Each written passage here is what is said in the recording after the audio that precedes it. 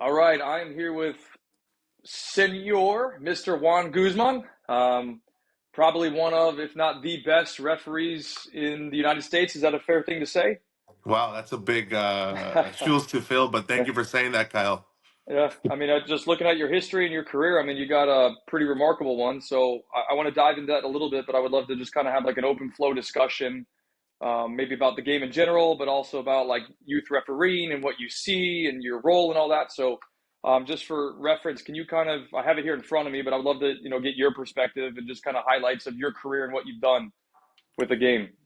Yeah, I refereed professionally in Major League Soccer for about 10 years. I Well, was a FIFA referee at a very young age, and now I'm the state referee administrator here in Cal South in Southern California. And we're kind of hmm like the DMV. Every year, referees need to certify from the most recreational level to the professional level. And, we're in charge of the certification process for them and the continued education. But in a right. nutshell, I've been a referee since I was a young kid and I'm still here. So it must be your passion. So can you tell me a little bit more, like about, I guess, the journey that you had to go through? Like, I was a kid, I refereed. I'm sure it's changed since I last refereed, but I was, I think, a grade eight. I'm sure that's not the same thing anymore, but can you kind of talk about like how the process works if people want to get to a higher level? Yeah, it's not a race. It's more of a marathon, right? Mm, You start at a young age. You develop, first you're recruited, you develop into the youth matches that you have, some, 7v7, 9v9, 11v11. And from there, you gain experience. I think that's the key is gain experience. And then from there, there's programs in your local area or in your state that you can be a part of. Usually, there are mentor right. programs for referees that are coming up.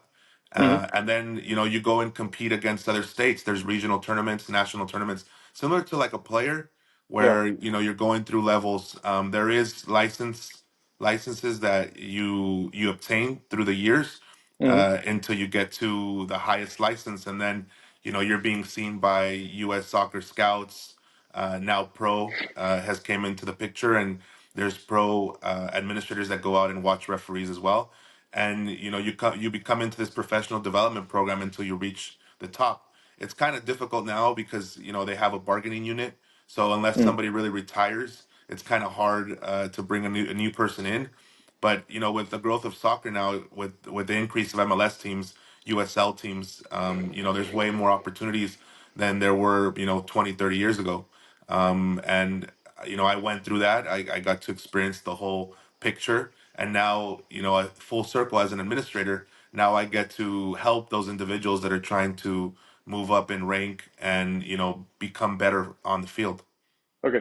So can you walk me through like, so you start with youth, like you said, like I see a lot of referees now, they have to do like adult matches, like say a UPSL or something. And then they probably, I'm guessing, go from there, get into college. And then if they get real lucky, they get to that pro pathway that you were kind of talking about. Is that, am I accurate with that statement or? Yeah, the U.S. soccer doesn't. They're different organizations. So, NCAA or college, there's Hmm, a different organization. It's just for college. There's no really advancement, but you do use those games for experience. The pathway through U.S. soccer is a little bit different. Where, like you said, the national organizations that take part in U.S. soccer, like you mentioned, UPSL. hmm, There's other there like NISA. There's a lot of big national organizations that if you're starting to do those matches, they count towards your license requirement to upgrade. So people right. start upgrading and then they eventually get seen. Everybody gets seen, right? Eventually, once you get up the totem pole, and really everybody has an opportunity. Some people they're not told exactly where they fit and where they land, but eventually everybody really does get seen. Okay. So it's just kind of like an open door policy almost in terms of like the scouting. If you're good enough, I mean, that's got to be the key thing, right? It's almost like football or soccer. You have to be good enough for you to be seen, but if you're good enough, you will be seen.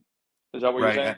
exactly. And there's people in the community, in the referee community, that they'll identify you and then they'll start reaching out to the people that they know. And that's really how the process is. Eventually, it becomes, up to chance. What it's luck a lot of the times, but you have to be prepared as well. Hmm. But sometimes, you have a bad game and they saw you and that might burn you. But if you have a good game at the right moment and people are watching you, and the right person sees you and has that connection, then it's sky's the limit for you. Right. So talking about that, can you kind of break down, like I have here in front of me, you did Brazil versus Portugal at Gillette Stadium, you did Mexico versus Chile, you've done CONCACAF Champions League, US Open Cup, MLS All-Star as a fourth official. You've also refereed Real Madrid, Manchester United, Club America, Aston Villa, Chivas de Guadalajara.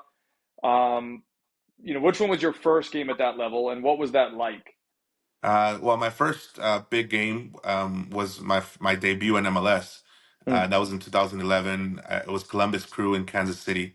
I Right. was 23 years old. I was a young little pup.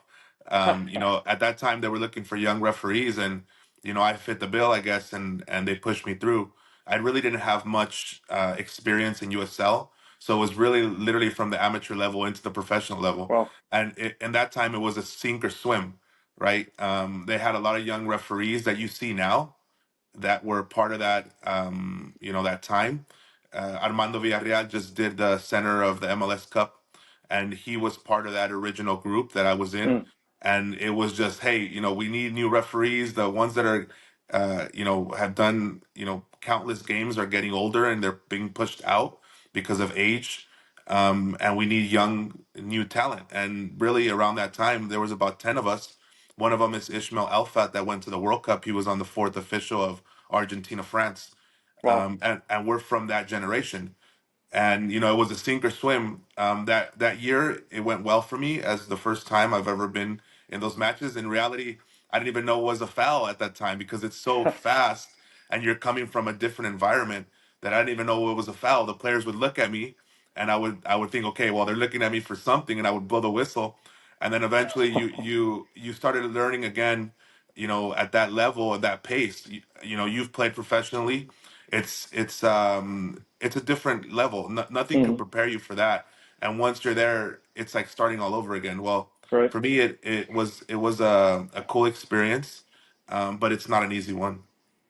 So I just want to make sure I understand. So you said you literally went from amateur level, and they said, "Hey, Juan, guess what? You're going into the pro level at MLS." And then boom, you went into you were a center, I'm assuming. Right, correct. Man, I was a center referee. I was going through tournaments. There were academies, camps that U.S. Soccer did at that time hmm, for referees, and they would compete against each other. yeah, A lot of the MLS referees that you see now that are kind of in between the 30s and 40-year-olds, I was competing against them in really in a lot of tournaments. And leading up to it, that's basically the process that it was then. Now it's a little bit more professionalized because pro came in. But yeah, it was a sink or swim. We went in there, and luckily it worked out for me. right. So I want to highlight that point you've said twice now: sink or swim. That's the same thing that I tell kids all the time here. I'm like, if you want to start getting to that higher level, it's ruthless like that. So I'm assuming that's what you're talking about, the ruthlessness. And could you kind of expand on like the sink or swim piece that you're talking about? Like, if you didn't have a good match that game, you were probably done at least at that level, or at least for a while. Is that what you're talking about, or is it something else? That's exactly what it was in that time. You had a bigger pool because they were trying to find identify the people that they wanted to be there on a regular basis. And you would have a match, and if it didn't go well, it would be a year from now where you would get another opportunity, or they Wow. would send you down to USL or other events like the Nike friendlies, and you would have staff from US Soccer go and watch you, and you would have to build yourself up again, right, until they trusted you and you had the opportunity again. There was a lot of referees in that time that it happened to, and luckily, maybe they were crazy, but they saw something in me that they said, okay, we're going to invest the time. Hmm. So do you think, like on that note, in terms of like making a mistake or not, like what are some common mistakes that you think referees made at that point? Is it like a confidence thing? Is it like they just they weren't up to the speed of the game? Like what were they missing or mistakes that they made that probably dropped them to a lower level?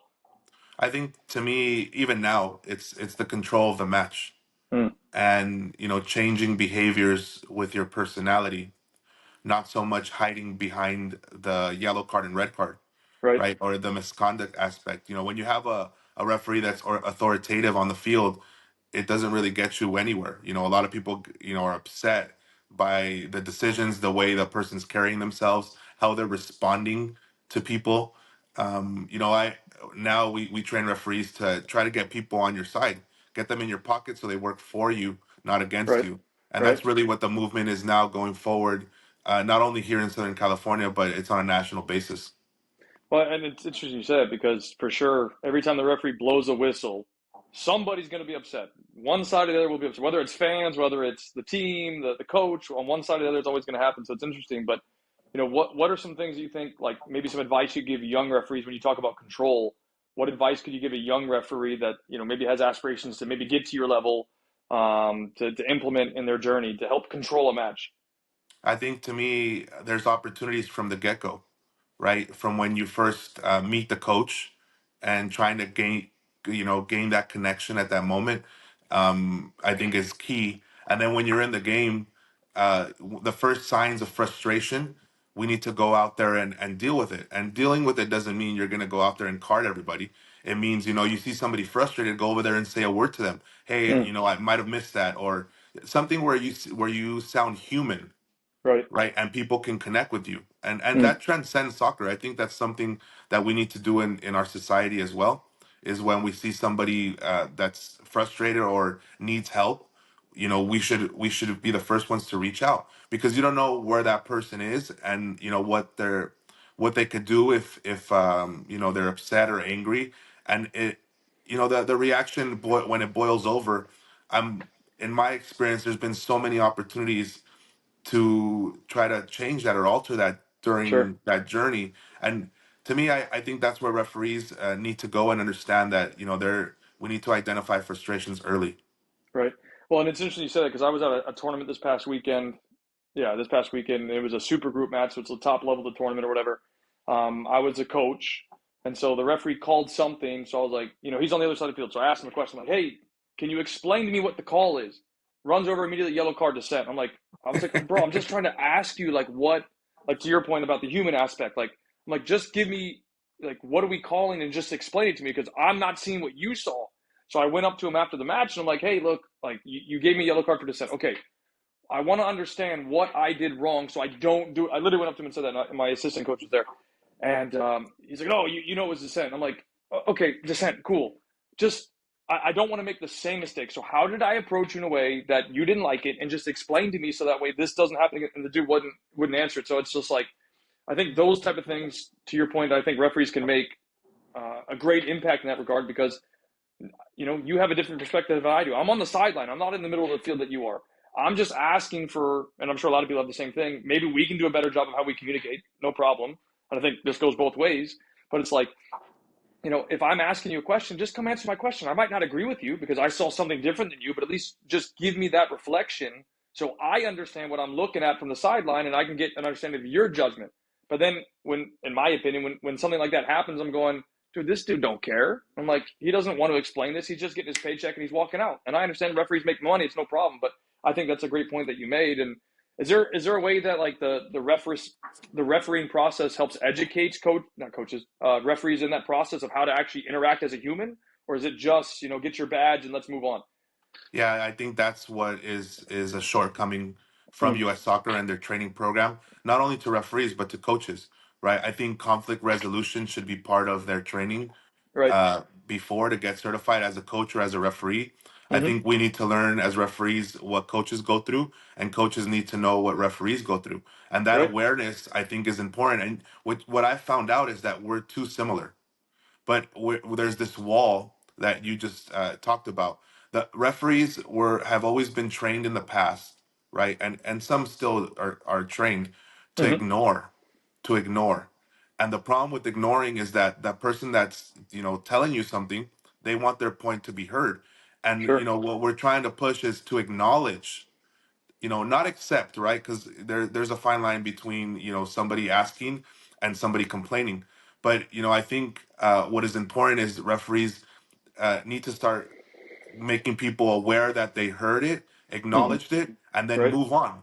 And if that coach can't move on, then it goes into dissent, Right. right? But There you the, go.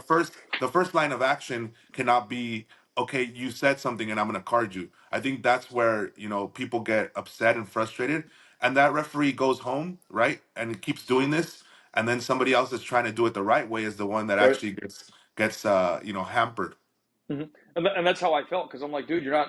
and it's not that we weren't going to see an agreement, right? You called something, I didn't agree with it, but just explain that process of what you saw, and that way I can at least understand it. So that way next time maybe I don't question the call or whatever it is. But it's interesting because I think it's the same thing too with coaches. Like I think coaches in this country, like I think the U.S. soccer pathway has gotten better for coaches, but and I actually told this to one of my coach educators recently. And I'm like, look, I don't feel like enough of the licensing helps educate coaches on how to deal with the actual environment that they're in. Sure, Right. it's great that you're being taught how to put it on the paper and how to transfer it to the field. That's awesome. But that's probably 10 to 15% of the battle. The battle is how do you deal with the parents? How do you communicate with the players? How do you deal with the environment that you're in? How do you deal with the referees? Like you're not taught any of that. And it's, the most important thing is we're talking about kids. We are impacting kids from having a good experience playing the match, and then we wonder why at 13 years old or whatever age the percentage is ridiculous that kids quit.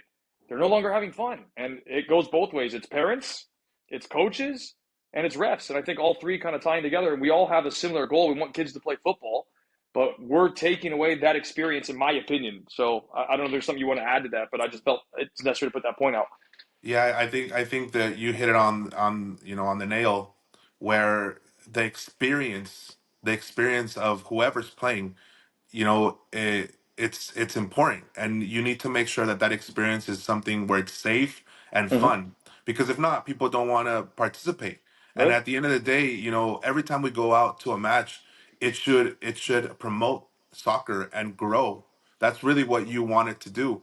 But unfortunately, if you're not given the tools, or it's not something that's recommended, or it's not something that's mandated, at the end of the day, people end up doing things that they shouldn't. But if somebody doesn't know how to do something, or hasn't ever been taught, how could you deem them to be wrong? And I think that's what you're going at, is that we need the content to not be 20 years outdated. We need right. the content for all the spectrum of what's Mm-hmm. on the field. We need it to be modern. And I think that's where, there's people that have trouble have trouble with understanding what goes on in the game. And at the end, you have problems. Yeah. Well, I mean, I think a lot of it obviously stems from parents. So with, your role with SoCal is you said state administrator, right? That's correct. Correct. So how do you feel like we could actually impact educating parents from an aspect of like most of them don't know the rules. Most of them have never kicked a ball in their life, let alone above, let's say, high school soccer, which I don't know if you agree with me. I don't think high school is a high level. For 90% of the country, there's probably the 10 or so percent where you have like residential academies like an IMG. That's going to be higher level, but the average high school level is not high. And so, how do you think we can deal with that from a parental education perspective? I think awareness is key. And sometimes we get so passionate about what's going on that we forget the bigger picture.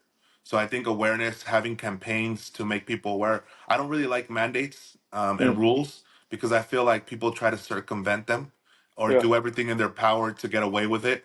To me, I think it needs to be something where you empower people to actually be part of the solution, right, right? I do have something to say about referee abuse, and I know you're probably going to go towards that. But I've refereed since I was 11 years old. I'm going on 26 years that I've refereed. I've been out on the field, right. and I don't really see a difference between when I first started, 20 some odd years ago, Mm-hmm. in abuse, than what is happening now. The problem that I think I see is with social media. Everything that's negative is highlighted times 20, and Right. everything that's positive is not the best thing to promote, because people don't, It's not. yeah, it's not as good as a controversial story. So you're Mm-hmm. seeing all the worst things that could happen, and people videotape them, and they get likes, and that becomes the norm. But in Mm, reality, 90 something percent of the games that you see, everything's fine. There is no referee abuse, right? right. Or there's maybe complaints, but it doesn't get to that level, Right. right? So I think we need a movement where we actually we highlight all the great things that parents do, and then all the great things that they can do. And Mm. I think causing that awareness and giving them that empowerment, I think will make for better environments on the field. So can you expand on that note about the can do? Can you talk about that briefly? Like what can a parent do better from a sideline perspective? I think the getting outside themselves, and realizing that yes, you may be upset, but showing it or getting out of line. Maybe there could be a parent that is the level-headed one, and that's the one that says, "Hey, stop." You're making it terrible for the kids. They don't like you screaming from the sideline. There Right. has to be policing on your own or within your your community or within your team that says, hey, there has to be somebody that's level headed there and sees the big picture. Because Right. sometimes when, like, I've had situations where I didn't realize that I was extra emotional, Sure. Right. because you're inside your head, and you believe what you believe at that moment, whether it's true or not. It's your truth. So Hmm. to you it's true, right? What you saw, to you is true, but this game has angles, Hmm. and one angle from one side is completely different from the other side. And Right. I think that awareness, to parents, that you might have saw something, but there might be a doubt there, right? And because you don't have the best angle, you might not have the proper distance to Right. be able to see it because you're far Hmm. away. And I think that's something that needs to be made aware. And then at the end, the other one is, just how players make mistakes, referees make mistakes as well. Yeah. And it doesn't mean that, and I see it all the time, that coaches and parents ask, I don't want to see that referee ever again. The problem with that is that we have shortages, and are you able to take that place of that referee? And there's always an invitation to anybody that wants to become referees to do it. Every local association, it has new referee courses around the country, and I think if you want to make a difference and you feel so empowered, then there's an opportunity for you to get on the field. What I've realized is, people say, "Wow, this was not as easy as it looked." That is definitely true. It's not as easy as it looks. But one of the comments I wanted to make was regards to like, okay, you go to a tournament. Usually, the worst ages that I've noticed for like youth is like U9 or U8 to like U12. So where I'm going with this is I've always told tournaments, I'm like, look, especially at those age groups, you need to have a field marshal or somebody that can control the sideline, because the stuff that parents will say and do, whether it's to kids, to the coach, to the parents, is unbelievable. So we, using the same tournament that I was at last weekend, they did have one guy, and he had to walk amongst. He was a referee. I don't know what his title was or his level was or whatever, but he would walk around the different games. And it's a big complex. We had 20 fields there, give or take. So he had to walk from game to game, and I'm like, that's a good start. But if you had, let's say, one guy for four fields, you would probably stop, a lot of the abuse, a lot of the negative comments, or the crazy things that happen, just because the guy can be there being like, hey, listen, this is unacceptable behavior. If you continue, we're going to remove you from the game, and the game will not continue until this has been completed or whatever. And but I understand that's a hard thing to do because you have to pay that person. So tournaments are going, oh, I don't want to make that cost because that drops my bottom line. So, but I think that has to be addressed or at least looked at, because if we don't start addressing those things, we're going to continue to have referee shortages. You're going to continue to have kids quitting playing the game. Like, I'll be completely transparent with you. One of the things that I've been considering is, do I really still want to even coach youth anymore? I'll still train, but do the coaching aspect. Like, I'm like, dude, like the way that parents behave, it's to me, it's unbelievable. And it's just like, it's not fun. It's not rewarding anymore, because like, it's all negative stuff that happens basically 24/7. And I'm the coach, so I can only imagine being a referee to do that. And I just think that's something, I don't know if you agree with that, but I would love your input if you think that would help maybe negate that aspect. Yeah, the referee coordinator aspect, or that person that's there, watching, is really to cover the matches, to make sure that the Mm, matches are covered, or if there's injuries, that's really their key thing, is to make sure that each match is covered. The secondary thing is dealing with issues. But when you, like you said, if you have a 20 field complex, by the time you get to one situation, you're already called to a next, and it's already dissipated or it's already happened. So, right. I think it's difficult. You could, I think the policing has to be within the team. And you're right, where, there's a conflict of interest. When a referee tells a coach, hey, calm down the sideline, I know there's a clear conflict of interest, because at the end of the day, those are the parents that are sending their kids to play with you. They're the Yep. ones that are paying. And for Hmm. you to tell somebody to go be quiet, I know that's not as easy thing to do. And, I think the referees and the coaches are so similar. It's so similar. Everything that the coaches have to deal with, the referees also have to Right. deal with. I think working together, I think that's the only way to do it on the field. Administrators that go out there, some people have security. At the end of the day, and it really has to boil down to the community really taking charge and saying, you know what, we want a culture change. I see traumatic games, not only for the referees and the coaches, for the players, Right, the traumatic kids. games that they don't want to play anymore because my dad yells every time I go. Yeah, I yeah. think that's something that people need to be aware that it's not just about complaining a call to a referee or Hmm. saying to the coach, "Why didn't you play my kid?" What is that young mind or that player, how what experience are they getting?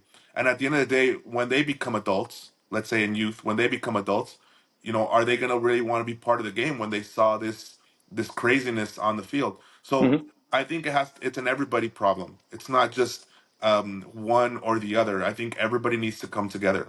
Right. Well, and it's interesting you said that because I've always said, and I've talked to many parents, and I've always, like, anytime a parent asks me, and I've given this advice online on my content, I'm like, look, the parents that set their kids up for the greatest amount of success are the ones that barely speak, like the ones that don't talk. And I'll give you an example. So I was fortunate enough to have Roberto Carlos's nephew in our program for 3 years, and he came out to one tournament. And I'm watching this guy. He was watching his daughter play first. It was a futsal tournament, and then so I'm watching from the sideline, and he's quiet. He's sitting there smiling, clapping like this, and I'm going, dude, if this is Roberto Carlos, World Cup winner, whatever else accolades he's won, probably the best left back of all time, and he would have a right to go up to anybody and be like, dude, this is wrong. This is wrong. Kid, you need to correct this. Like, I think you get the point. And it's like, he's just sitting there smiling, waving, clapping. So then we get to his nephew's game. So he's sitting on our bench. And I'm like, I looked at him like, yo, Roberto, if you want to say so, I didn't actually say this, but I'm like looking at him like, dude, if you want to speak, I'll sit down and let you coach. Like, cool, no problem. Jokingly, but like, again, I'm watching him. He's just, dude, smiling, clapping, waving. He's not saying a word. Yet we have parents on the sideline berating kids that have never touched the ball in their life. And where I'm going with this is I've helped frame some people to understand that when you actually let the kid play and enjoy the game and make mistakes, let the coach make mistakes, let the referee make mistakes, and let the kid make mistakes, understand that that's a part of the game and a part of the process. We don't have VAR, and we'll get to VAR in a second, but VAR makes mistakes. So it's like, it's human error. It's going to happen. And at this age, especially younger ages, it doesn't matter. Nobody wins a World Cup or gets a college scholarship or signs a professional contract at anything under basically 15 years old. There might be a rare exception outside of the rule where a 13-year-old does it or whatever it is, but it's like, it really doesn't matter. Does it make you feel good? Okay, sure. But at the end of the day, we want kids playing the game. We want them enjoying the game, at least from my perspective. And it's like, we're taking that away from them to have that freedom and privilege. Yeah, I think I see it with parents and even my kids in school. Everybody wants their kid to be perfect. Mm, And if they're not perfect, you're the person that is supposed to take care of them and right, make them perfect. And I think that transcends into the field, right?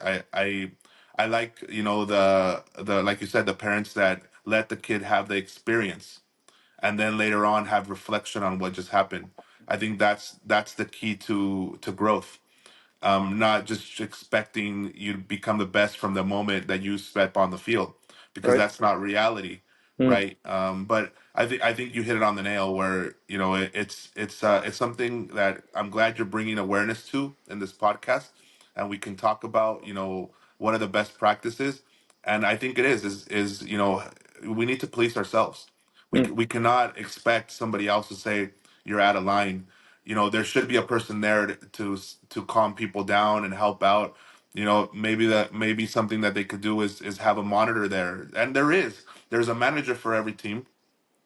They have the training that they're supposed to have. They have the safe sport concussion right. training, and there should be a training for this, specifically for this, to grow the game. It's not about the referee's still going to make mistakes. That's never going to end, Yeah. right? And it's up to everybody's perspective, so that can change from one team to the other. Hmm. Little Johnny's always going to miss the shot, so you can't make that 100% perfect. And Nope. the game is perfectly imperfect, and that's how it should be. And we're going to talk a little bit, I know, about VAR, And the nuisance is when you really want to make something perfect. Soccer's never going to be perfect. Nope. That's the fun of soccer, of not knowing who's going to win and what's going to happen. Yeah, the outcome of it. So, since you said you're a dad, do your kids play? Yeah, they played this year. It's been 2 seasons. Hmm. I have a 7 year old and a 10 year old, and they're playing AYSO. And I just wanted to go watch them, right? And at the end of the day, I'm coaching both teams. There you go. So, if you weren't coaching, how would you behave as a dad with all the experience that you have as a ref and your life in the game? How would you behave on the sideline if you were a parent watching your child play? I would love to know your perspective. I got to see them once, and in that game, the coach got thrown out.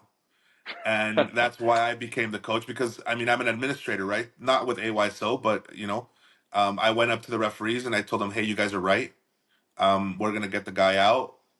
Even though whatever I thought was right or not, it didn't matter. Mm, I went over there, and I know that if I say, "Hey, this should have happened," they're gonna be defensive, right? So I went up. I said, "Hey, you guys are right. We're gonna make sure the guy leaves. Can we continue playing? I'm an administrator. I have all the licenses that you need, coaching and everything." And they decided not to play the game, right? And mm, I understand them. It's the rules that they're gonna take. But at the end of the day, I was sitting there and I was like, "Wow, this is actually happening," right? And at the end, I was asked to be the coach because there was nobody else to take on the team. mm. um During the whole season, nobody said anything because they knew I was a referee, I guess. And they were like, "You know what, we can't complain about everything." But at the end of the day, to answer your question, I wanted them to have the experience. I wanted my kids to have the experience. I was just gonna sit and watch. If they missed a goal, they missed a goal. And if they scored, I'd be ecstatic. I'd be the first one, ecstatic about the goal. And at the end, talking to the kids, to me, you had this play. What do you think? And let them talk instead of us just badgering them. Right. So you wouldn't be on the sideline with your controller in hand joysticking. You'd let them enjoy it. Right, as a parent, but then when I became a coach, that was a little bit difficult to take because I'm used to a different type of soccer, Right. and the referees are not trained in that way. So I had to bite my lip many times on the sideline because I Yeah. know I know I'm representing. So if I say something, that everybody's going to follow, and at the Right. end it's a domino effect, right? And it's a spiral. So, before the game, I would thank them. I actually had coins that I would give them, Mm. and that to me goes a lot farther than going out there and complaining and using that as a tactic to get your way. Yeah, that's a very good point. Now, you bring up earlier about the referee courses. I would love to kind of dive into this because probably about a year ago, maybe 8 months, a year ago. So I mentioned that I was a referee previously, and I considered redoing my license, at least to do grassroots like U9 and U10 or whatever, because I got an email, I think, at one point that FYSA or just Florida youth soccer in general was short on refs. So I went to go do it. I talked to a buddy of mine that's he was an assigner. I'm like, hey, what do I need to do to get back into it? I was like, I haven't refed in probably as officially ref with a license in probably 10 years. And he's like, okay, well, you have to do the online course. And then he's like, you also have to do a 3 hour in person thing. And I'm like, dude, I'm out. I'm not going to drive an hour and a half to go to first do the online portion. Okay, cool, do that, no problem. But then go do it and drive an hour and a half one way for a 3 hour in person course. I'm like, dude, I'm not going to do that. So is that something that SoCal has as well, or is that just our state? And what is your opinion on the actual referee process to be certified? Yeah, it's actually each state certifies through the requirements of U.S. Soccer. So Mm, those requirements are from U.S. Soccer, and but each state can actually add requirements, not take away. So well, that's the basic. You do a 4 hour course online, mm, then you do Safe Sport, which is 90 minutes. Then you sure, do concussion and sudden cardiac arrest training, which is another whatever 90 minutes. And then at the end, when you complete that, you do an in person. So it could be a good 8 to 9 hour ordeal. right. What we've done here in Southern California is those in persons. We've given people the option to do a virtual, and you have a live instructor. It's similar like you would on the field, and they're there doing a virtual session, and you're working on mechanics. The same things that we're trying to get it as close as you can to live, like when you're Mm, live. But giving people that option, I think, is positive because there's people like in Southern California. from the south part to the north part, it's a 5 hour drive. Right. You know what I mean? So it's and we don't have courses every single weekend in every single area. So Right. I think the virtual option helps people that are too far away. You're never going to get as good as live, but Yeah. we're trying to strive towards that, right? And having people give them options. Somebody like you that's played the game so many years and has refereed before in the past, I don't think they should be taking that new course. Right. And sometimes we waive for some specific people that have already refereed before and they're just trying to get back into it, because those courses are more generated for the ones that have never refereed before. Yeah. The newcomer. Right. Right. Well, and that's the thing I told my friend. I said, dude, like, I was like, I'm not here to be a full-time ref. I don't need to do this. I'm like, I know you guys need refs, so I'm willing to help out. But if I got to do all this extra work, I'm out. So he's like, yeah, I understand. So I find it interesting because I think for a new ref, I think it's good. I think it's a good process. But then you got guys like me, or maybe even higher level than me, or whatever, that maybe want to just do it to help out on a weekend. Maybe they want to help their kid make sure they can have a game on Saturday. And that's why I was doing it, because the organization that I work with, we're small, bro. We only have, I think, 9 teams. So we're not having a lot of games, which means we don't get access to a lot of referees. So I try not to coach very much anymore in terms of like managing games and stuff. So I could go ref games on a Saturday or whatever, but I can't because I'm not licensed anymore. So I just found that very interesting because I'm like, there's probably some people that would consider doing this, but can't because they don't want to go through the process. It's too many hoops, in my opinion, to jump through for guys that have experience. So I appreciate the feedback on that. But I think for new guys, I think it's necessary. Yeah, and I have good communication with the state referee administrator of Florida, so Mm, I'll nudge her arm a little bit, right? and ask her, hey, maybe a virtual option would be good, because if you could do it from the comfort of your home, I mean, you would be probably more reluctant to do it.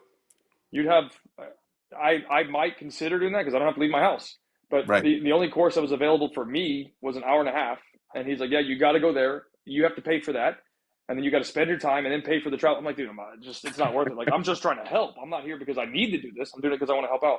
So I just found that very interesting. So next question, I want to figure out, or at least discuss with you. One of the things that I have noticed, and I don't know if you've seen the same thing, or at least get your feedback on it. I have noticed really two things. Youth referees struggle managing the flow of the game, and then as well, they struggle with dealing. Uh, I don't know if dealing is the right word, but like figuring out that contact is a part of the game, but what is legal and what's not legal.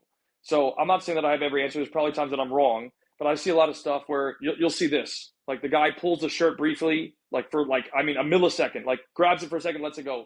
Referee calls a foul, yellow card. And I'm like, dude, we're in 2 minutes of the game. Guy grabs a shirt like this, and you're going to stop the game on a foul and give a yellow card. So I'm just curious from your feedback if you've noticed the same type of thing, or how do we deal with that? I think it's to me, one of the factors is, in this country, different to other countries, referees can on a Saturday work a U9 match and then later on do a college match and then the next day do a high school match. Right? And there's a variety of different styles of play and culture within that, and within Mm, those three matches, right? And I think, referees sometimes call what they want and not what people need. And I think that's what we try to teach as well, is that call what's expected for that level, mm, right? There's if you do a U9 match, maybe they're not as balanced, not as skilled, yeah. and maybe a small little contact is gonna get them off the ball, and that's a foul for their level. But then you go to a college match, and they're everybody's fit, everybody's strong, everybody can play through contact, and then you allow them to, because that's what's expected. I think Right. the issue that we have most is what people call consistency, where you Agreed. call one thing for one person, and then for the other thing, for the other team, you don't call it. And Hmm. I think that's where I see most of the issues is a lack of consistency. But I've put my finger on it. I don't think it's a lack of consistency, because every play is a little bit different. I Right. think what people complain about is balance, where if you call something on this side, people are expecting you to call something on the other side, and that kind of keeps everybody's frustration levels down. Yeah. And I think if you're fair and you balance the match, and it's part of managing it, right? It's part of Right. managing it through fouls and misconduct, but also with your personality. I think that's a key factor as well. But I think those are some of the factors that we have. And at the end, I think people really get upset about consistency. But every call, every decision is different. Nothing's exactly the same. So to me, it's more of a balance issue. Well, I would say on the note of using consistency, you know, I'm a coach. So if I see a foul given against me, I would expect the same call against them. And I think maybe that's what you're talking about. It doesn't have to be the exact same, but a similar idea, similar principle, similar philosophy, or whatever. And I think that gets missed out a lot because it's like sometimes you see stuff and you're like, well, if you call this, then you got to call it the same type of foul the other way, and that might be what you're referencing towards. And that for me is definitely an issue that I see, and I think that might be where I'm going with the flow, where they call one thing and you're like, well, then if you're going to call this and whatever it was, it doesn't have to be major, it could be major, minor, whatever it is, then you should reciprocate that on the other side, both ways. And as long as you do that, I think you're going to be okay. And that might be the consistency piece or that aspect you were talking about. Yeah, there's sometimes, and people are not aware of this. There's flashpoint areas Mm, where a referee will lower his bar of a foul because of the area of the field, sure. or heighten the bar of the foul because it's in the penalty area and it has to be 1,000% PK. So I think that's something that people are not as aware of, and that's where you see the imbalance in consistency. Because for instance, if you have a small contact on the side of the parents where it's going to be a foul for them, Right. referees are taught to just call what people expect and call that foul, Mm, right? But then it happens in an area where it's not as critical to call that contact. They might let it go, and that's where you see the inconsistencies. I think referees need to be a little bit more knowledgeable of balancing the situations. You know what I mean? mm, And looking for things that benefit and are are a better management tool for the game. right. Well, so let me ask you this. And, you watch like professional games, and usually you don't see a yellow card in the first 10 minutes unless it's something ridiculous. Right, but then you'll see youth matches, and then the first foul of the game, and it could be like minor, like almost nothing, yellow card. How do we? And I'm not saying that it shouldn't be yellow card, or maybe it should be. But like you watch professional games or higher level games, and there's no yellow card right away. How can we help referees? I would call that flow. I don't know where you would use that to describe that kind of element. But how would we help youth referees from your experience to like, hey, you don't have to give the yellow card. You called the foul. It's okay. Just be on top of that one. Is it that? Is it like getting on top of them quickly to like nip it in the bud, or how do we deal with that better?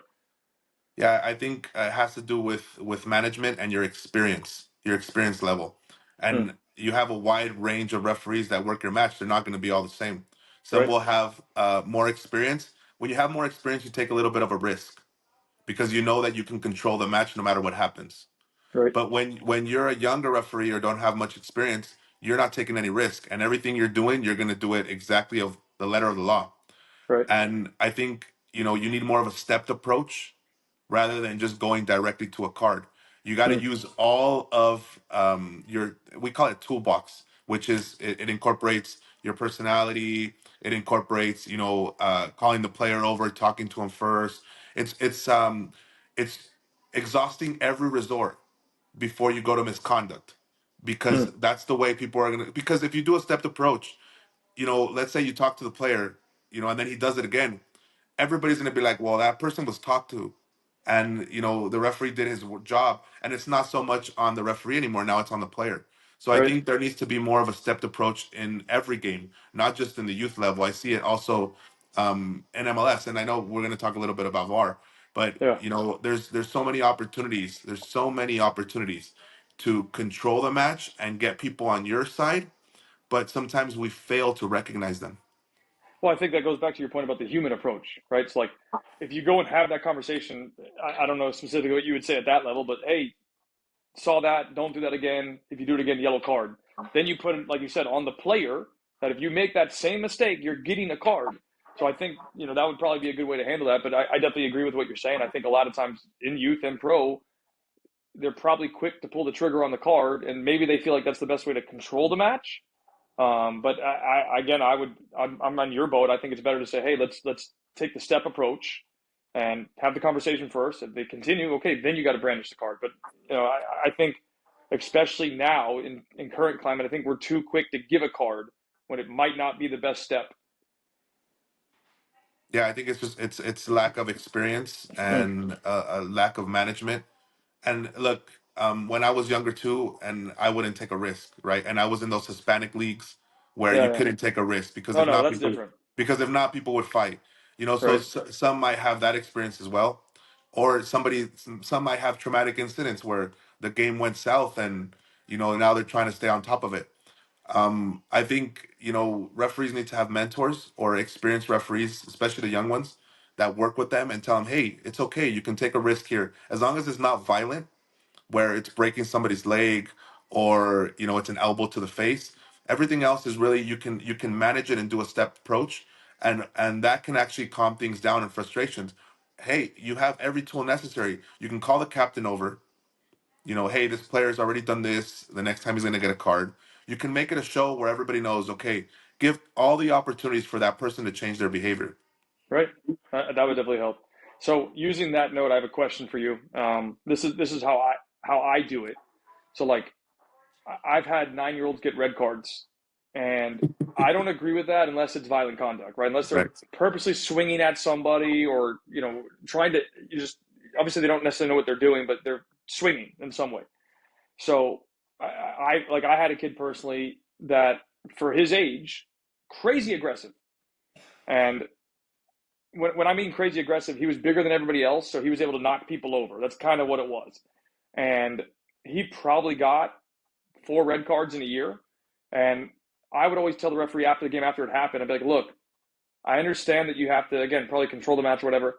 If you want to give a 9-year-old a red card, just tell me and I will take him off. Exactly. It's okay. Like, it's no problem. Like, I won't put him back in. Maybe other coaches will. I don't know. But, and I've been able to do that one time where I've saved the kid from a red card, but 4 other times I'm like, look, dude, like, I don't think you realize, the potential repercussions you're making on this kid. He doesn't, you made the comment that they don't have the same balance. They don't know how to use their body yet. They don't know how to control themselves. So I think experience helps. But, for a kid to get at 9 years old or 8 years old, whatever age he was U9, to get 4 red cards in a year, I'm like, dude, just tell me, I'll take him off.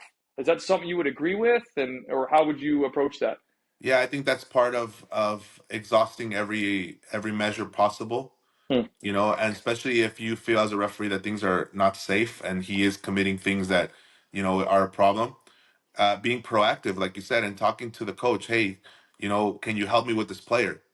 Right, Make it a working together instead of I'm making a decision and you got to stick with it.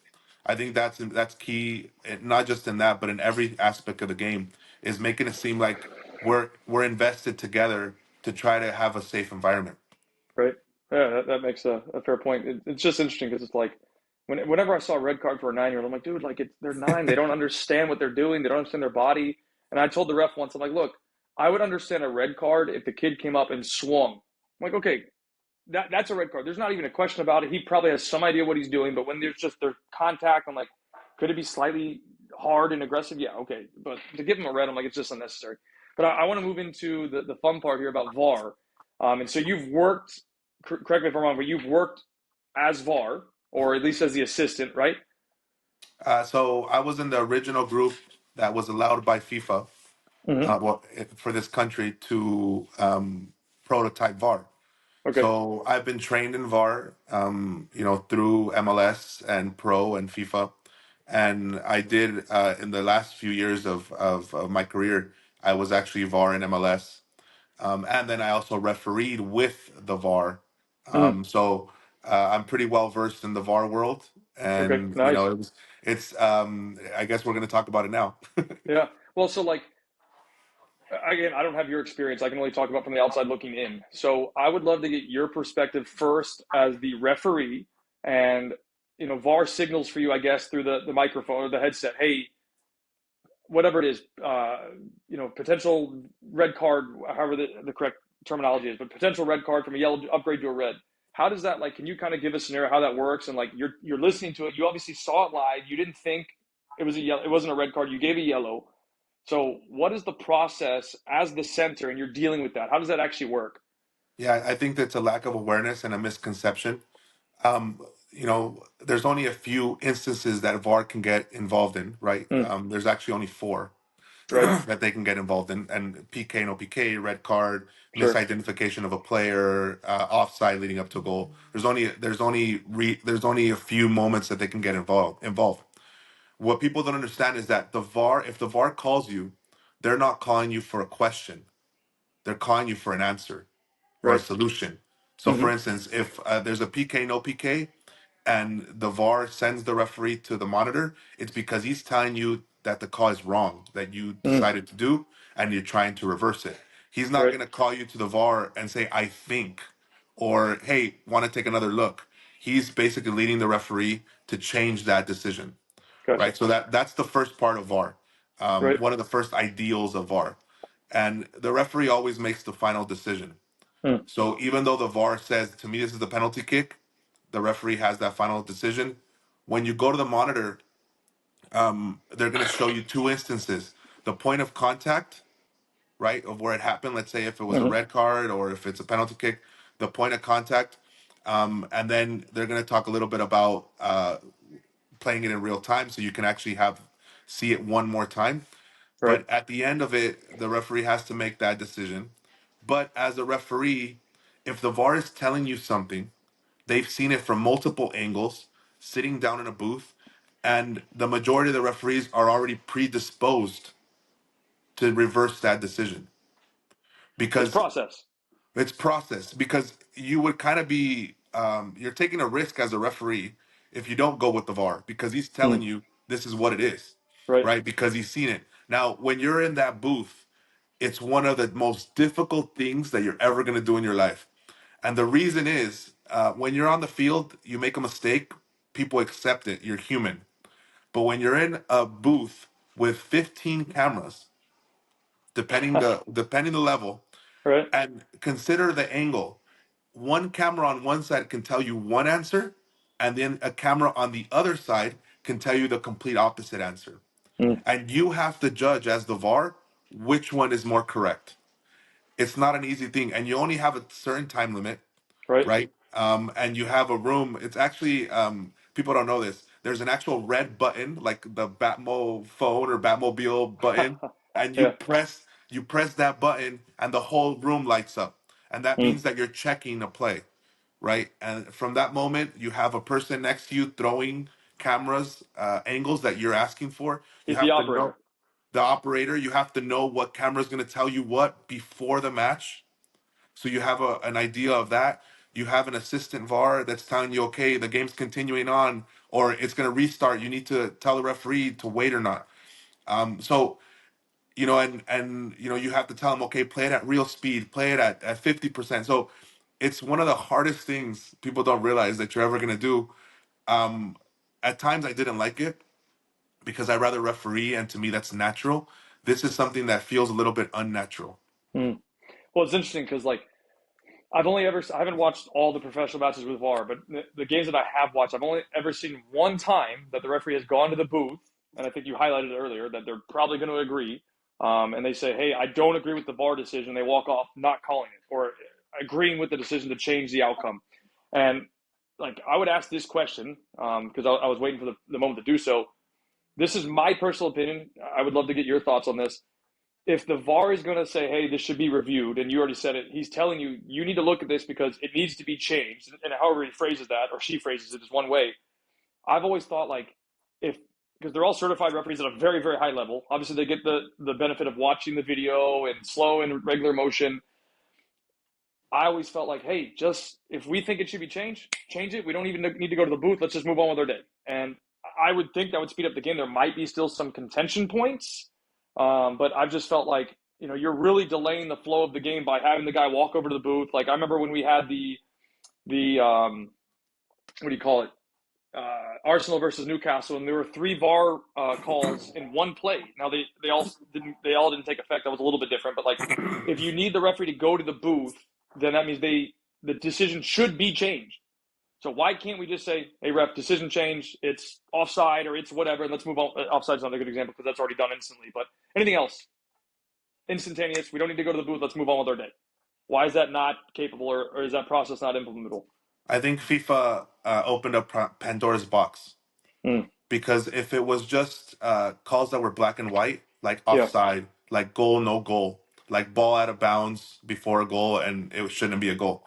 Yeah. I think that would have been the easier way, but they didn't. I think they opened up Pandora's box where now you can review judgment calls. Mm. And when you review judgment calls, and the referee has the final decision, the VAR can't really change it, right? Gotcha. Because it's a judgment call. And even though the referee didn't have the best angle, it's still, he's a professional referee. He should be at the right place at the right Right. time. So I think, open up it to judgment calls, I think is why you're seeing so many disasters because from one person to the next, it's completely different. Mm. And because there's different experience levels. And that's something that factors in as well. If I'm a new referee in Major League Soccer, let's just say, or in the EPL, and Mm-hmm. in the VAR, I have a 400 veteran game referee that's in the VAR. It doesn't matter what he sends me down, I'm going with it, even though Right. I think it's Okay. even though I think it's incorrect, right? So there's so many. That's just one factor. There's Right. so many factors that go along a decision that is outside the decision, and that's the problem that you see, right? And to me, like I think the black and white calls should have been it. Mm. And you see it kind of in other sports where that's really what they focus on. It's not really judgment calls, right? Right. I think that would have been something that would have made more sense. People would still get upset about PK no PK. People would still get upset about red card no red card on a violent conduct, but you wouldn't have so much controversy that you have now. Well, and again, the game is stopping. Like you're taking away, like you said, the natural flow of the game. It's now becoming artificial, and it's and I should say I've been noticing that there's a lot more errors that have been happening. And do you think the errors happen because they don't have enough time to check?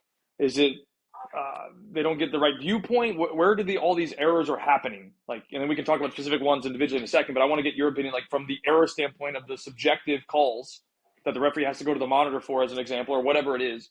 Why are we getting more errors now than before? Is it time? Is it accuracy? What are we missing? I think in respects to the VAR, when you slow things down, things get magnified and they look worse. And I think VARs know that. They know that it's something that's taught, is that when you focus on something, you're gonna see it. And when you see a camera, you're gonna focus 10 times zooming into the point of contact, Right? and then you're gonna slow motion that contact. It's gonna look like it's the guy deserves jail time, right? Yeah, And triple red card. Yeah. it becomes like, oh, but it's not real. It's not real. It's Mm. magnified of what you want it to be. And at Right. the end, if you're checking something, you're kind of predisposed in a lot of ways that that's what it was. Because Mm. immediately when you see something, you press that button, I'm checking, right? And from that moment, you're already kind of predisposed.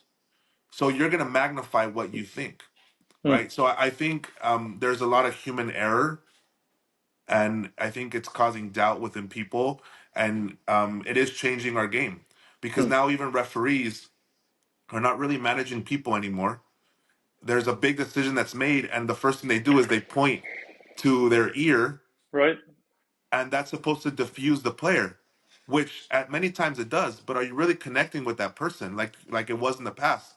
And that's why you see a lot of games where it goes south, especially in the professional level for Yeah. the referees, because you're not really managing players anymore. You're just dependent on the VAR. Well, and I've noticed what you talked about, where they go like this. You see it. Players will come rushing over. And they're like, "Hey, they got it."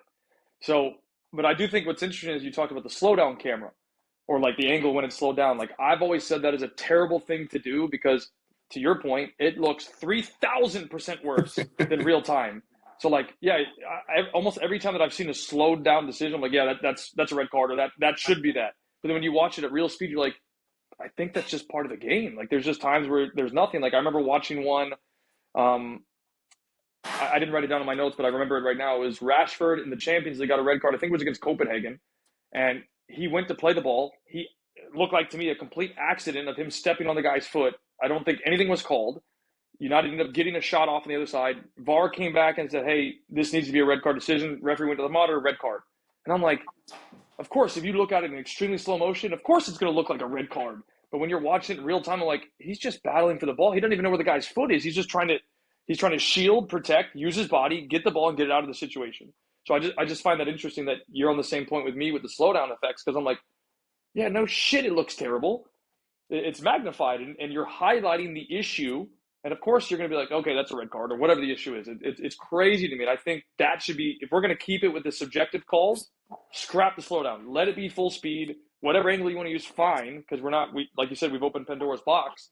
But let it be full speed so we can at least get the grip of what actually happened that the referee saw, not this slowdown effect. Yeah, it's funny that you mentioned that.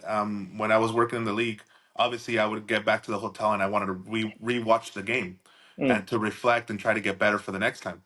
So there was calls that in the field everybody accepted it, like you're talking about. Let's say a hard challenge, but whatever, it was a yellow card and everybody accepted it. Nobody got like, hey, injured, or it was something where it was a complete mistake. sure. But then you go back and I would watch it, and with 5-6 replay, I'm like, ah, man, because you get assessed on those matches. There's Right. there's coaches similar to player coaches that coach matches towards the referee in those matches. Mm, So they're gonna think it's a red card. I'm gonna get dinged for this one, right. and but everybody accepted it on the game, and after the game, everybody would come and say, great job, or shake your hand, Good and match. everybody's fine with it because it's accepted. And then Mm, you take other factors in account, the temperature of the match at that moment, the how you have the game under control, and you say, what, maybe on film this could be a red card, but since I have full control and everybody's accepting it, I can go with the yellow and everybody plays fine. And that's the objective, is to have it safe, right? For them not to do it again. But when you go to a monitor, when you repeat it and replay it 100 times to get the right answer, it might be the right answer on video, but it might be the wrong answer on the field. And I think that's the discrepancy between VAR and live. I refereed my whole career up until the last 2 years without a VAR, and we were fine. We were fine. Yes, right. were there mistakes? Yes. Were there huge mistakes? Maybe I had one or two in my career, right? But the problem is that people want perfection. The people that are in charge of this spend a lot of money. This is a business, right? For Yep. many people, Right. and there was the Henry handball that they put him into the World Cup, Yeah. and it leaves a whole other team out of the World Cup. Mm-hmm. So people want perfection, but you know to me soccer's beautiful just how it is. Mm-hmm. We don't need to be perfect. It's Right. fine if there's mistakes. It's part of the game. Mm-hmm. And I think if we get so robotic, it's like it is now. It's changing our game, and it's not leading in the right direction.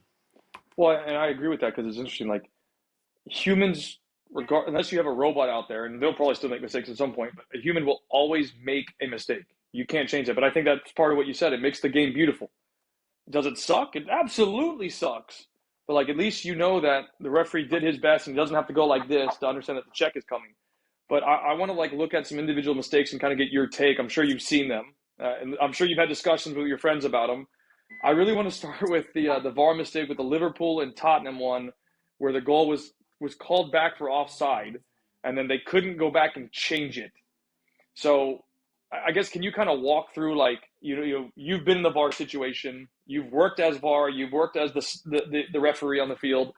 You know, I don't even know where to start with the question, but like, can you kind of walk me through? I mean, you probably saw the recording and the playback, but like, when you see that happening, what would be your opinion on how that whole thing played out? Well, unfortunately, I didn't see that clip, but I I will talk. I will talk about when a goal is scored, because there's judgment in that as well. So the VAR has to decide when the attacking play starts. mm, That's the first instinct after a goal. So, for instance, that can be 5 seconds, that can be 20 seconds, that can be on the other side of the field. But the right. VAR has to decide when the attacking possession starts. From that moment, you can check everything leading up to the goal. Okay. So, for instance, it changes. If it's 20 seconds behind, there could be two potential fouls that you can check. Right. But if it's 5 seconds, you wouldn't check those two potential fouls before. So that first part of when the VAR deems it to be an attacking possession, Hmm. that's where the check starts. So in that, you can check for offside, you can check for fouls, you can check for Right. ball in and out of bounds. You can check for almost everything that the referee can check from the moment of that attacking phase, right? So that's one judgment call that is going to be different for each person. Because Right. for me, an attacking phase is when you're in the attacking side of the field. For some VARs, that'll be from the time that they won possession, which could be the goalkeeper on the other side. Sure. So on that aspect, there's judgment there. Then everything leading up to that, it can be checked. Now, if the assistant referee raises their flag, right, before the ball goes in the net, and the referee blows the whistle before the ball goes in the net, you can't review it anymore because they've already Okay. made the Wait. call Say, I want to make sure I before understand the. what you said. Can you say that part again? I'm sorry. So let's say there's an offside, Yep. right? And there was a goal right after the offside. Mm-hmm. But the AR put the flag up and the referee Mm. blew the whistle before the ball went in the net. Mm. Now, offsides are not reviewable. Only things that lead up to a goal are. So Right. if the referee stops the play at the offside and the goal subsequently goes in the ball goes in the net and he blew the whistle before that ball went in the net, then nothing's reviewable. That offside is whatever they decided to be. So that's why you see a lot of the ARs keep their flag down. The delay. The delay because they're seeing if the ball goes in the net, they still have an opportunity to get it right.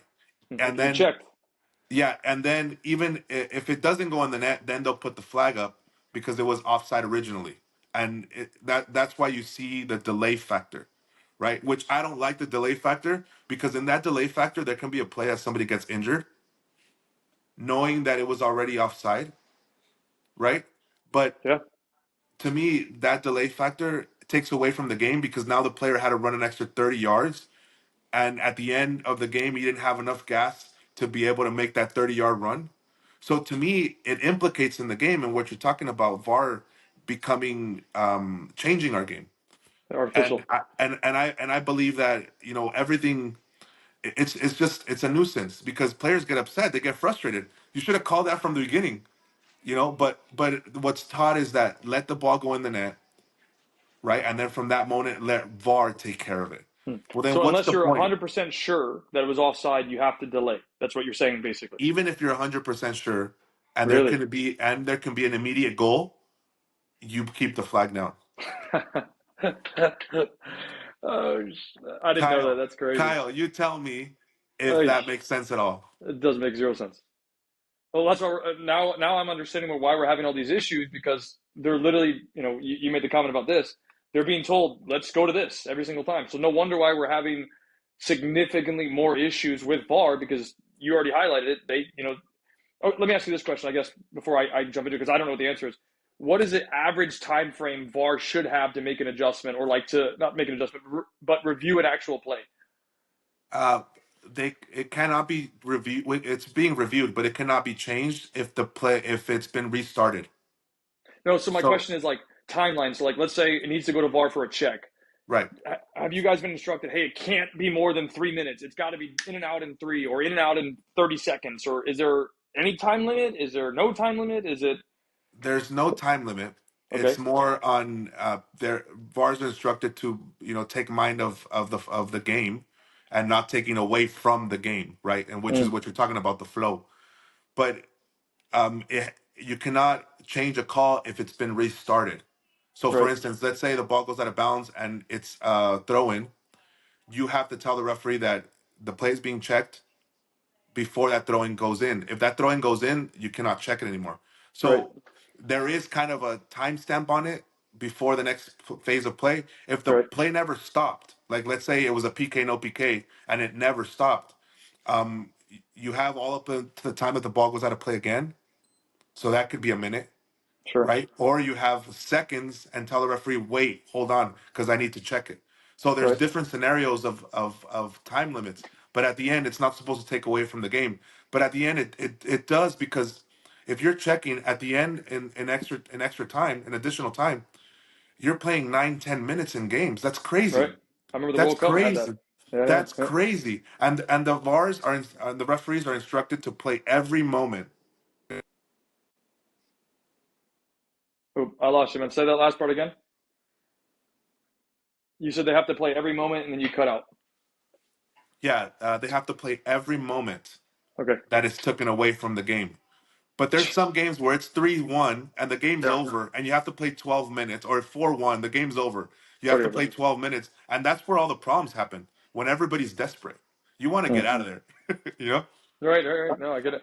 But and I find that interesting because like I don't know if you actually saw the thing that happened with Liverpool and Tottenham where VAR made the mistake and it was supposed to be a goal, but they called offside, and then the play continued, so they couldn't bring it back. And I'm going, I understand the ruling of it because I've repped. I knew once you made the call, you can't go back. Once the or I should say, once the play's restarted, you can't go back. I've always known that. Right. But I'm like, there's never, at least I've never seen an error at that level, or I shouldn't say that level, that magnitude. And I'm like, there should almost be like a human judgment. Like, hey, it's okay, guys. We made the mistake. We got to go back. So I understand the point that they can't. I mean, obviously, I can sit here and say what I would have done as the referee. But do you think that the referee knew the mistake, or they kept that until the end of the game and they didn't tell him? Referees will always know that that they have doubt. There's always doubt, and even when you Mm, make a call, you don't know if it's 100% correct, especially on the game-changing calls. We call them match critical incidents. On those match critical mm, incidents, you want to take your time. You don't want to rush and let the play restart, and then you're not able to fix if it was an error. So that's up to the referee's experience and judgment at the mm. moment. If I think I'm not 100% sure, or I didn't have the best angle, the referee can Yeah. also go to the VAR on his own. He doesn't need to be recommended to the VAR. So Ah, and that's something that people don't know either. Like for instance, didn't know there's that. end of the game, right? There's PK, no PK, and the VAR is checking, and they're about to restart. I'm not letting that ball restart because I'm gonna let the VAR, be able to see it. And if I think, you know what, this is gonna calm down the game, I'm just going to the VAR on my own, and they're allowed to do Got that. it. But some Right. don't exercise that right because they're Mm. like, I want to be right. But at sometimes it's not about being right and wrong. It's about making the right decision. So it's ego. Sometimes. Yeah, it's ego. Okay, that's interesting because like, do you think that mistake with the Liverpool Tottenham game where Liverpool should have been awarded a goal and the VAR made the mistake and then they couldn't go back and fix it after the ball was restarted? Do you think they're going to make a change in the ruling that would allow, I don't know, maybe 30 seconds after the ball's been replayed that they can go back and correct the mistake? Because that was crazy to me that you could, I mean, one, that they made the mistake, but two, that they couldn't go back and fix the error because like, I mean, it's easy for me to sit here and say, if I was the ref in that situation and I knew that VAR made that mistake, I'm going back and I'm fixing that because that's at that level, it's unacceptable. So, do you think that will be a rule change that happens with the what is it called, the IFAB? It's IFAB. It's IFAB. IFAB. Is Yeah, yeah, and that's who makes the rules and work in conjunction with FIFA. But I don't think there'll be a change. I think it's something that you can't swing the pendulum too much to the left and too much to the right, no matter what got it. happens. If Yeah. there's five, six, seven situations that it happens, then maybe Mm-hmm. you have to look for a resolution. But to me, mistakes are going to be made. I think that rule helps exactly what you're talking about, the flow of the game. If you don't have a concrete, without a doubt mistake, just let the game continue on. Right. And that's what that actual, not being able to change anything after the play has restarted. That's where that is in line with, is that if it wasn't so obvious, it should have jumped out at you at that moment, Mm. right? And that's a human error that was made. I didn't see the clip, but I'm guessing that it was a human error, and you have to live with that. It's crazy, man. Now, can you explain to me because I saw this with a VAR call and it was subjective offside. It was a Manchester United game and they were playing, I think, Fulham, and the VAR went to do the check because all goals are checked. And at the end, the referee had to go to the monitor, and then the wording that came up literally said subjective offside. Can you expand and explain what that actually means? Because I was sitting there going, that doesn't sound super clear to me. And I've been in the game for a long time, so if you could help kind of relate what that means and how does that impact the rulings? Yeah, so there's everybody knows the offside of the second last defender, Mm-hmm. where you're in front of the second last defender, and that's easy and it's obvious because they put the line, and Right. everybody knows that that's offside. They That's draw it. not that's not subjective, right? The subjective offside comes in the other part of offside where you're involved in active play. Hmm. So that's the subjectivity. Active play can mean if you're a professional player, a small space because you know you are skilled enough to play within that area. When it's a younger player, it's a bigger area. So for Hmm. instance, being involved with play can be if you make contact. Let's say you're in offside position and you made contact with the defender, which caused you to be in active play, even though you were nowhere near the ball. Mm. So that's where the subjectivity comes. Where was that person in active play Right. by what they did? Either they made contact with the player, the defender, right, or they were close enough to for the defender to move around them, causing them to be in active play, even though they're never going to reach the ball. Right. And there's somebody from onside coming on. So that's where the subjectivity comes of offside. Not so much on the second last defender that we everybody has knows. It's more on are you an active player or not? And if that player that was offside is deemed to be an active play, then that Hmm. becomes subjective. Okay.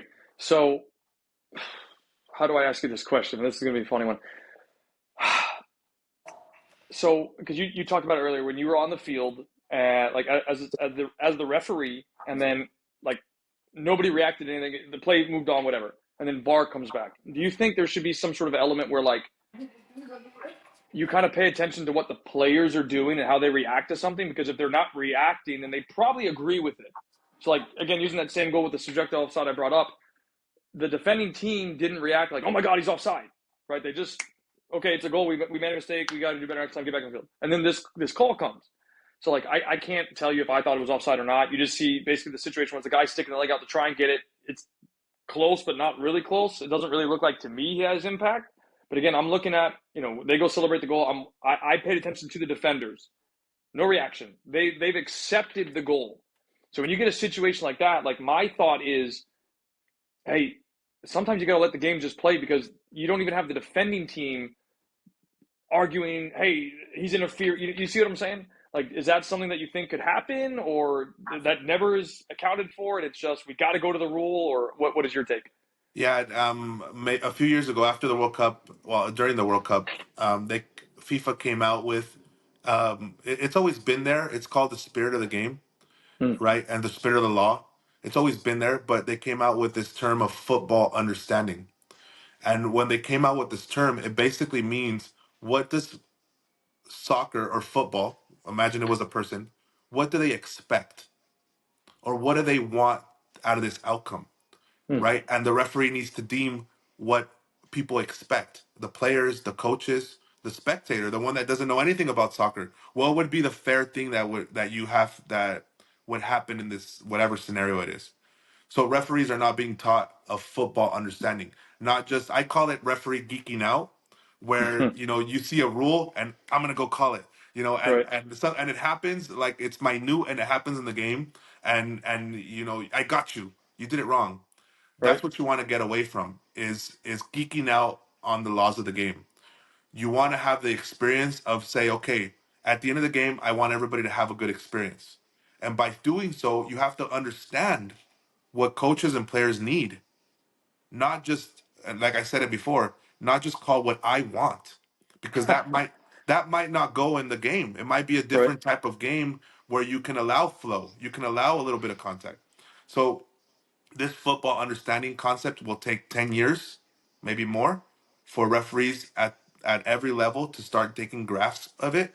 It's not something that's really been teaching much. It's more of a higher level FIFA referee idea, and Hmm. it's trickling down into the professional leagues of each country. And little by little, it'll be trickling down into the youth level and the amateur adult level. But I think referees need to start going to that. Is what do people think is fair? And it might be different for both teams. And at the end, you have to make a judgment call. But a lot of the times, people want things to be safe and people want things to be fair. And if you keep those two ideals, even if it's incorrect in law, as I'm a referee coach, I would still accept it as a referee coach because you did the right thing. At the end, everybody shook your hand. And that's important. It really is Right. important. No, I agree with that. And that's why I asked the question because, and this is going to, that really leads into my next question here, or like point is, you made a comment that you guys get reviewed by the, I don't know what word you use, but like the directors. Like, if you're in the Premier League, you're a ref, you're going to have the PGMOL come after you. Not come after you, but I think you get the point. They're going to review it with you, the case by case situation of errors. So, like, when you were an MLS referee and you had to do those reviews, did you get knocked a lot of times, even though you tried to let the game flow? Or how does that really happen? How does that work? Because I don't know anything about it, so I would love to learn. Yeah, every MLS game has a coach, right? It's an assessor really. It's a person that it's actually you have a score. Okay. I don't know. Oh, You have a cool. score at the end of every game, and at the end of the season, especially in pro, and people from the PJMOL created pro, right? Hmm. There, Peter Walton was a referee in the Premier League. He became an administrator, and they hired him here to create pro. So a lot of the things that happen in the PGMOL, pro does as well because it's Got from the it. same Howard Webb. Before he's a director now of PGMOL, he was the director of pro, right? So Got I it. don't know a lot of people know that, but so it's very similar to what happens there. It happens here in the states, and so after every match, you're graded on the match critical incidents, right? The incidents that change the game, and your overall management of the game is basically what they're focused on, right? And you get a score, and at the end of the year, you have to have a certain average. If not, you're either going to be sent down to USL or you're going to be let go. So Right. there is a correlation from each game, and it culminates at the end for a score. And it's how it's supposed to be is that the best scores end up doing the playoff matches, which it Got it. generally is that way, right? And the one who had the best results, best remarks, and that's kind of how the scoring goes. But yeah, it's highly focused on the match critical incidents, so the things that change the game, and your overall management. It's not so Hmm. much, and a little bit of fitness, but it's not so much of oh, you missed this call and you've already missed five in the game. It's more of did you manage the game correctly? That's very interesting. So, what happens if, VAR, for example, has a horrendous call? Will they get dropped right then and there? And maybe you could do a lower match, or what happens?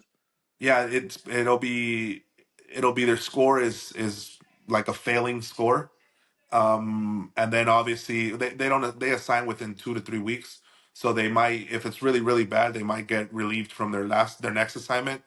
Hmm. Or, they'll might not get VAR in a few weeks, maybe a month, and then they'll give them slowly work them back in there. There is a follow up with them and training. Why'd you get it wrong? They actually meet. The referees meet together. Not the VAR, but the referees meet together, which most of the VARs Right. every 2 weeks, and they review all the match critical incidents of the weeks prior. So everybody gets that teaching, not just that one referee. That's interesting because can you highlight, because you talked about the failing score, so can you kind of break down what the score actually is and looks like? Is it like, is it 1 to 100 and then you got to get 70 or higher type of thing, or what is the scoring and how does it work? Yeah, it's basically that. It's everybody falls around the 80%. But when you get a mistake, it's like a -3. If you have like if you started off like at a I think the failing was like 81 or 80% Mm. of a score, and they have a whole metrics of it. And if you got -3, even if you had a great game after that, probably not going to pass it. But let's say it's a great game, you're doing great, you're already at an 84, let's just say, and then the last call was missed, it'll drop you down to 81. You'll barely pass, but your score's not that good. You want to get the Right. best score because you want to have enough leeway in the case that you do miss a call, for it not to affect your overall percentage. That's crazy. So it literally, like you said earlier, it's literally sink or swim. Right. And man, that's crazy. So, like in a situation like with you personally, did you ever have scores where you didn't meet the criteria and you were in the failing grade, or you were always positive in terms of that aspect? My overall score at the end of the years was always above standard. So I never had a year where I was below standard, Hmm. but I did have, and it all depends on the judgment of the assessor as well. So Right. it's not, It's you have subjective. to. you have to be able to manage the person that's assessing your game as well. Hey, this guy likes a lot of cards. I mean, this is all factors that people are not aware about. You know, this assessor likes cards. This assessor doesn't like you to give any cards. And That's sometimes funny. that's information in your head that's how you're going to go out into the game. You shouldn't be that way, but we're Mm, human. Kyle, at the end of the day, we're human, and all right. of these things affect you. Your family life, you know, how if you're injured but you don't want to tell anybody, so then you're doing the game and you're not in the right spot and then you miss something. So there's so many factors that people don't realize. They just want perfection. It's impossible. It's Well, impossible to have I was gonna perfection. add. I was gonna add to that point that you just made. It's like talk about pressure. Like if you have one bad game and you make one mistake, it sounds like not necessarily ruin your career, but it could potentially ruin your career. One and two, if you have one bad mistake, they're gonna say, "Hey, you're done for 2 weeks. We'll see you." I mean, obviously you'll still have the review and stuff, but then you don't get any more matches. So like that to me, like I mean, I'm not surprised by any of this, but I didn't know that per se. I always knew there was some sort of review, but I didn't know it was like that critical in terms of performance that you could get dropped like that. And it's like, hey, thanks. We'll see you in 2 weeks, or you won't have another game for 2, or whatever it is. So still have the review, but you're off duty for 2 weeks. So you just have to do the training. Like that's crazy. But I can kind of understand because you said it. They want perfection. Nobody's gonna be perfect. So there should almost be like I don't know, more leeway with it. But then like I'm looking at now, listening to you and understanding this stuff. We have VAR. VAR's I don't know your opinion, but I definitely agree with you. I think VAR should stick to what VAR can, call black and white. If we had black and white, there would be, I mean, I can't say no issues because there was at least one, but there would be almost 99% sure no issues. So I just think, you mentioned it. We've opened this can of worms that who knows how far it's going to go. I don't think VAR is going to go away because you already mentioned it. It's money and it's a big process now. Like it's probably not going to go away for years. They'd have to figure out something new to come in. But I want to ask you the $1 million question. In your opinion, should VAR stay or should it go? I think it needs to be redefined. And here in the US, VAR is something that's in every sport, and it's accepted by the culture. You Mm, go to other countries and VAR is not accepted by the culture. It's more of whatever happens in the game, the referee makes a judgment call, and that's what it is, yeah, and that's what's accepted in their culture. That's why the first pilot groups that did it, it was more of a cultural thing. Who actually would accept this? The U.S. already has it in every single sport that you could imagine. It's part yeah, of our that's everyday correct. life. At the end, in our culture, we just want it to be right. In other cultures, like in my culture, right, it's more of trying to get away with stuff, and that's gamesmanship, Sure, and that should be part of the sport, because if you're smart enough and can get away with it, then why should you be why should you be told that you can't do it, right? And if you can get, so to me, every culture is a little bit different, but I don't think it's going to go away. I think it should be redefined, but it's hard to bring back, like you said, that can of worms. It's already been out there.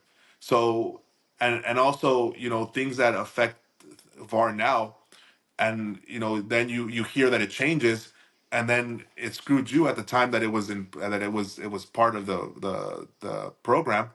right. People are going to be upset as well. So I think applying it at the right moments with the right people that have the right training, I think that's all that we can now hope for, because I think it's too late to take it out. Yeah. Well, it's interesting because like I've gone to 2 games from an MLS perspective, and as a fan watching the game, just sitting in the stands watching or whatever, I'm like, I'm not a fan, bro, because it stops the flow of the game, and we're sitting there going, you don't really get updated. You don't really. I mean, you get the thing on the screen that says VAR, VAR checking, handball or penalty, and it's like, but if I'm a fan and I'm paying for the spectacle, I want to know what's going on. Like, I want to hear the information that the referees are talking about, whether it's right or wrong, whatever decision they make, fine. But like, we're all sitting there in silence, and we're like, I was sitting with my wife, and we're sitting there going, she's like, do you know what's going on? I'm like, all I know is I can see what's on the screen. The same. She's like, I want to know. Like, I would like to know too, but we're not going to know. We're not going to know until months later. And I think that's an issue because you got fans that want to be, they pay to be a part of the game. They want to be a part of the experience. That's why they're there. And it's almost like VAR is taking that away from them. Sure, now you get the clips, for example, from the Premier League. weeks later you get some clips, but like you don't really get to understand what's going on in that moment, especially when you have like longer VAR delays. And I just think that takes away from the experience of being a fan. I don't go to a lot of games personally, like in person, but like I did not enjoy that experience of actually having VAR for whatever it was, 1 minute or 2 minutes, delaying my game. I'm there because I want to watch the game of football. I'm not there to watch VAR, get involved and slow my game down because they want to, magnify this situation. So I just find that very interesting. I think they have to make, to your point, decisions to improve it because otherwise you're going to push, especially in this country, I think, fans out because I think people that are in this, that watch the game, they enjoy the flow of it. We have other sports that stop every time. I might be wrong. That's just my take. I think I'm probably the most un-American American because I don't like any other sport except football. But like I love football because it just flows. And when you start adding all these breaks and stuff that can add significant minutes to the game, I don't enjoy that. So I don't know what you think, but that's my take on it. Right. We actually did a pilot. We were in the University of Minnesota, right, and all the professional referees were there, Mm-hmm. and we started the trial of communicating your call. So we were in the football stadium in Minnesota, and we had a little button similar to the American football referees, Right. and we were practicing after you make a call, communicating why we're going to review. Right. Okay. So Yeah. so it was something that we did. This was about maybe 5 years ago, before the pandemic. The problem was that a center referee in soccer is running differently, more intense than other sports. Sure. And what we learned from that was when you would speak, you would sound like you just ran 70, 80 Right. yards.